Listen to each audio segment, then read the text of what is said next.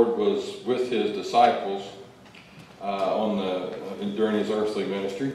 And John finished up the 20th chapter by just hinting of any evangelistic endeavor, because in here we have the account of what the Lord did. It's also him, and if we don't, we won't have life, but if we do believe, we'll have life through his name.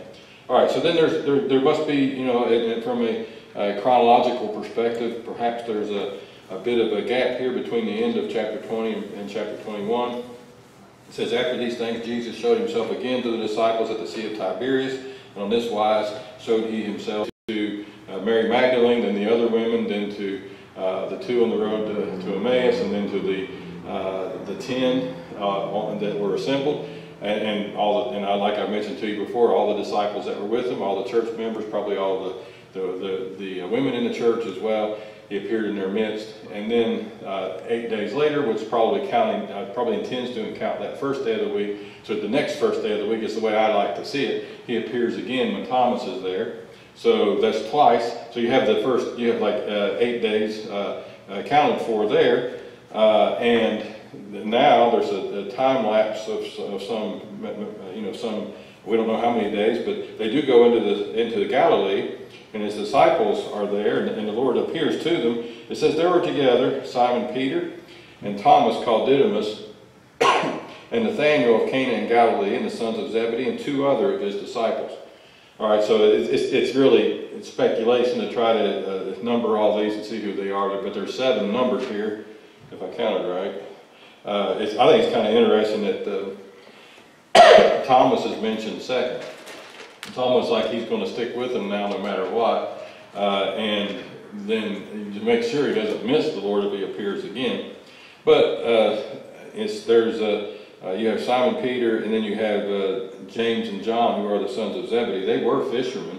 You kind of imagine, you'd speculate at least that one of the 2 others is probably Andrew, because remember Simon Peter and Andrew were fishermen together. James and John were fishermen together, but again, it's just there's any number of guesses who the other 2 are, but there's 7 here. Simon Peter saith unto them, I go a-fishing. They say unto him, we also go with thee. They went forth and entered into a ship immediately, and that night they caught nothing. Now, it might be that they just went home from Jerusalem back to where they live, and it could be in Bethsaida, or it could be somewhere near there. But they go here to the Sea of Galilee, the Sea of Tiberias, and maybe they're just doing something to earn a living, and they're going there because also, I guess I could turn back there. I don't remember how the verse goes exactly.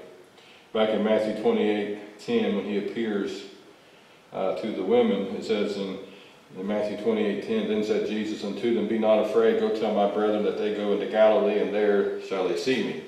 Okay, so that may be just where they are intending to go back. Now, I don't think it's the Lord's intent that they'd stay there, because the church would develop and grow in the city of Jerusalem. But it does have its beginnings in Galilee. That's where these disciples come from, and that is where their home is. But which if you look at a map, would be a ways north of Judea and Jerusalem. But the Lord does intend them to come back. But for some reason, He does even instruct them to go there. And when they get there, even if this wasn't their intent, once they get there, Simon says that he's going fishing, and they say they're going to go with him. They fish all night, and they catch nothing. Now, if you kind of take this and apply this is the first church. These are the members of it. There are some absent, but this is the first church here, and they're here in Galilee. And you kind of get the idea, if you wanted to apply it in a spiritual fashion, without the Lord there, they just don't catch anything. But when the morning was now come, Jesus stood on the shore, but the disciples knew not that it was Jesus. Now, again, this kind of surprises us every time we see this. But they just don't identify him at first. Now, some think it's because he looks different after the resurrection. I tend to think that his body is similar, though now it's the glorified body, but similar in, I think, facial appearance and all that.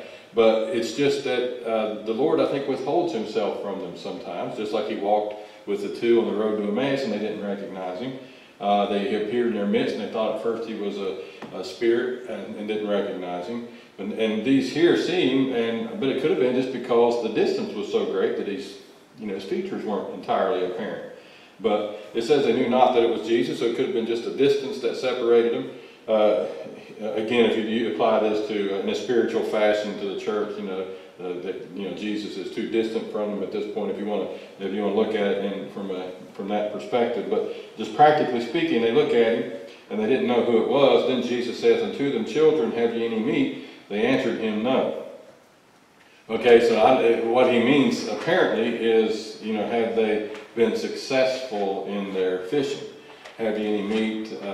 Have you caught any fish? Basically, they answered him, "No." And he said unto them, "Cast the net on the right side of the ship, and ye shall find." They cast therefore, now they were not able to draw it for the multitude of fishes. Which just from a personal perspective, if we do what the Lord tells us to do, we're going to have success. And that's you can see that being taught here. You can apply it to the church as well, to the churches of the Lord. When He instructs us, if we obey, we'll have success. But we might labor all night long and not have any success if we're not doing as the Lord bids, or if we're not following His leadership. But when He's with us and not at a distance, and when He's near us and giving us instruction and we follow, then we will always be successful. And here in this case, their fishing endeavor was, they'd fished all night and had no success. And then they just make one cast, obeying what the Lord tells them to do. And now the net is so full that they can't even draw it up into the boat. Therefore, that disciple whom Jesus loved saith unto Peter, "It is the Lord." Now when Simon Peter heard that it was the Lord, he girt his fisher's coat unto him, for he was naked, and did cast himself into the sea. So this is John the Beloved, and I think it's just interesting to see how the relationship that exists between these disciples. Peter and John apparently were pretty close, and remember they ran to the tomb together. And here that and remember when they were at and this is referred to in the next few verses. Down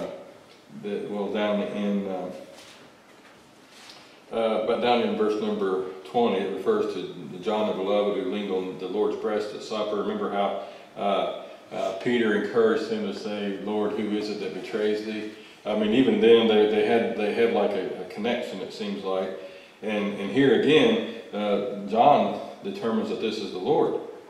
Either because he now recognizes him and his sight is no longer veiled, or because of the miracle that's just been performed. He sees it as such, whereas perhaps maybe the others haven't seen that as a miracle yet, but John clearly understood. And when Simon Peter heard that it was the Lord, he grabbed his coat, his cloak, and cast himself into the sea. He's in a hurry to see and be with the Lord. I don't think he's doing it just to prove his swimming abilities or to prove that he's better or more eager than the others. I just think this is his first notion. This is his first. This is what desire he has. He cast himself into the sea. And the other disciples came in a little ship, for they were not far from land, but as it were 200 cubits, dragging the net with fishes. And maybe some would belittle Peter and say that he left the others behind to do all the work, but I don't think that's what he did at all. I think that was the furthest thing from his mind. He just wanted to be with the Lord, and it would have been fine with him if everybody else would have jumped in the sea at the same time and just left the boat and the fish and just came to the shore. But when they get there, they come to land. They saw a fire of. It says as soon then as they were come to land, they saw a fire of coals there, and fish laid thereon, and bread. So when they get there, even though they had the fish with them in the ship, or the dragging the net with the fishes, they couldn't even get it up into the boat. They get there, and there's already a fire going, and fish laid thereon, and bread. Okay, so so it makes you wonder where it came from. It's provision from the Lord. And again, you can see the Lord provides for His people. He gave them success in their endeavors, and now He takes care of them even in a physical and a material way, and provides for them fish and bread. He even feeds them, which, reminds you of the two occasions where he fed the 5,000 men and the 4,000 men. He's able to make much with little, or make something of nothing. This is what our God can do, and he does this for his disciples here. He's very careful in their regard. He takes care of his people. Jesus saith unto them, Bring of the fish which ye have now caught. And I don't know what kind of what all you can get out of this. There may be an encouragement to them to include what they've caught with the meal, so that they can partake of it. It may be just, in a sense, highlighting the fact that he caught many fish after he appeared and they obeyed him. The bring of the fish which you have now caught. Maybe you even find out that that as the Lord gives us success in our endeavors, we can, have enough to take care of ourselves. He supplies for us even while he gives us success. Simon Peter went up and drew the net to land full of their number. He knows their name. And no matter how many they are, it's never going to be full. He will rescue them. He will save them. He will draw them come and dine. Just tender care of us. God himself, they know who he is. They know whose hand it is that's blessed them. They know who it is that's given them their success, as I've already mentioned. They know that it's the Lord. John might have determined it just based on the miracle that he saw, without even being near enough to identify the features, the physical features of the Lord.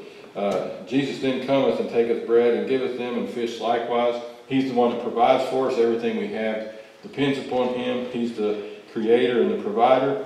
This is now the third time that Jesus showed himself to his disciples after that he was risen from the dead. So, we have we already mentioned, we have chapter 22 accounts, or two times, the day of the resurrection and the 8 days later, and now this occasion that the Lord appears to his disciples. You might say it's the third time. I'm going to start counting. That's just days. 3 days here. On the first day, he appeared on multiple times that day to different folks. But if maybe you're just at it in the perspective that he appeared to the 10, then he appeared to the 11, now he appears to 7. And so this is the third time he showed himself to his disciples after that he was risen from the dead. Again, John's just reminding us that he's alive. He rose from the grave. This wasn't a vision that they had. It wasn't something that could be written up as just men be struck with fear and then imagine something. This happened time after time and place after place. So when they had dined, Jesus said, I think it just includes everything. I think it just said, lovest thou me more than these? Do you love me more than your own self? And that's what he said. You could look at it this way. If you love me, this is what you're going to do, because I love my sheep. He says, feed my lambs. If you love me, feed my lambs. I love them. You love me. You feed my sheep. He saith unto him the third time, Simon, son of Jonas, lovest thou me? Peter was grieved because he said unto him the third time, lovest thou me? He's being an invalid. He has to stretch out his hands and get dressed, and somebody help him get dressed, and then carry him. And they might carry him where he doesn't want to go. But that could be a part of what happens as he gets older. But the verse just makes it pretty plain. He says, "This spake he, signifying by what death he should glorify God." It's not going to be, I don't think, an invalid, dies an invalid or somebody has to take care of him. I think it's a picture of the man of some help to the church and do. Now, when I was young, John, because remember their mother wanted them to get to sit one on the right hand and one on the left hand of the Lord in his kingdom. This is what you do. You don't have to be concerned. Tarry till I come. What is that to thee? So that's not dying. He might die when the Lord comes, but they're all ready for the resurrection and for the Lord to return to resurrect the bodies of the saints. So they assume that when he comes back, some will still be alive to see him, and they assume that that's what the Lord is saying about John. But John gives us this commentary again. He didn't say unto him, "He shall not die," but if I will that he tarry till I come, what is that to thee? The Lord can do whatever his will is in the lives of others, and we ought not to be too overly concerned with it. And if it were his will that John would tarry until the Lord comes, then so be it. He did live longer than the rest. So there was a bit of something here, I think, that his will for John wasn't like it was Peter. He already said here, when you're old, another one gird thee and carry though thou wouldest not, signifying by what manner that he should glorify God. And the fact that perhaps John might not have this faith, but he doesn't come out and say he's going to live forever. He said, if I will, that he tarry till I come. What is that to be? This is the disciple which testifies of these things. We know that his testimony is true. This is John the Beloved wrote these things. And it's kind of interesting that the plural pronoun we is a verse. Some think that, I think I was reading Ron Gillis on this, and he said something along the line. Some folks think that the church at Ephesus encouraged John to write this gospel some years after the Lord ascended. And so this is kind of what the members of the church at Ephesus are saying. And the world itself could not contain the books that should be written. Another way to look at this is this mortal realm isn't sufficient to give God the honor and the glory.